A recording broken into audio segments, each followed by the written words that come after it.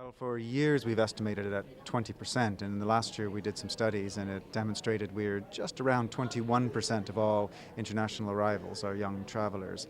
We've done some connections with what we know to be the spend of young travelers, and it works out to about 109 billion per year is the total volume, economic volume of the youth and student travel market worldwide. We have 550 members, as you say. That's about 118 countries around the world, and they are specialists, and that's the requirement to be a member of WYSE Travel Confederation. You must be a specialist organization, have a specialty in the youth and student travel market, and that scans all the different sectors.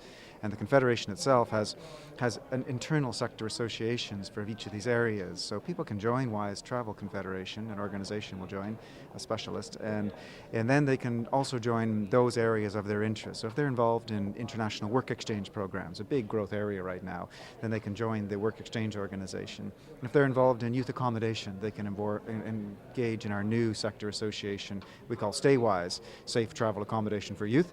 And if they're interested in au pair programs, if they're interested in language, meaning they're a school or they're an agent, and they join one of those sectors as well. So the idea is to build the Confederation to be, the global home for everyone that's a specialist in youth and student travel, and that's the way it's developed. And that came as a result of the merger of two organizations.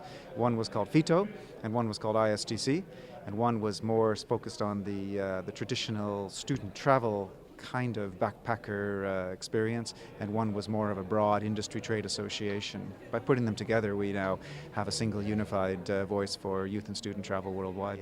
There have been, some many millions of young people traveling around the world each year on study abroad opportunities. Our experience is that those opportunities are organized very much on a bilateral arrangement level between universities, sometimes departments. In fact, even more often than that, probably between individual professors who are offering courses and using colleagues around the world to promote the availability of that. We think it's one of the very big and growing areas for young people to travel. The demand for international education will grow. And when I say international education, I mean higher education. I mean degree granting higher education. And we're in the process of engaging with that sector to see how we can assist in trying to bring students in touch with those opportunities that exist worldwide, because there are many of them, but it's very much organized internally between the universities right now. With the student ID card, right, where you receive discounts for museums, hotels, hostels, air transportation, rail transportation, etc. around the world. Yeah. Well, it's 40,000.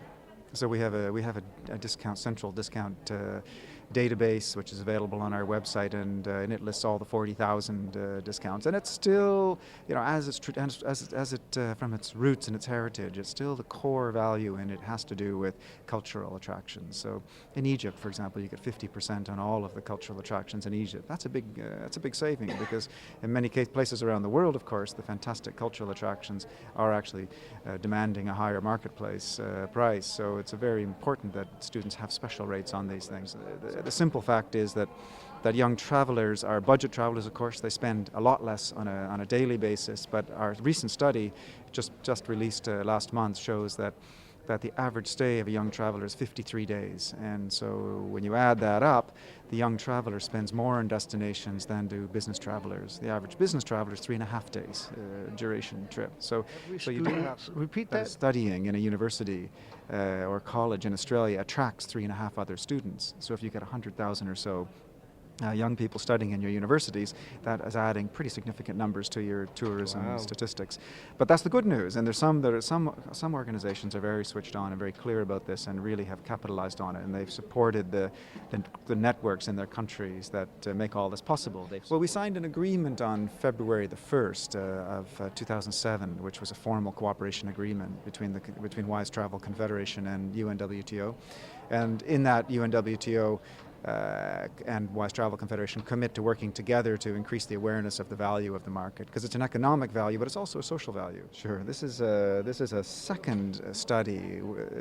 It adds to a study done in 2002. So 5 years ago, we understood that there wasn't a complete, comprehensive overview of that profile of the young traveler, and so we did that in 2002. And this is the second one And we've done a 5-year longitudinal comparison to see what kind of trends and changes we're getting in the market. The good news is that young people have less impact per day, so we actually studied the carbon footprint of a young traveller over their 53 duration and found out that the daily carbon footprint of a young traveller is approximately 10% of that of a business traveller. So we not only want to remind young people that it's still okay for them to travel, but that they should take a lot of care in how they travel.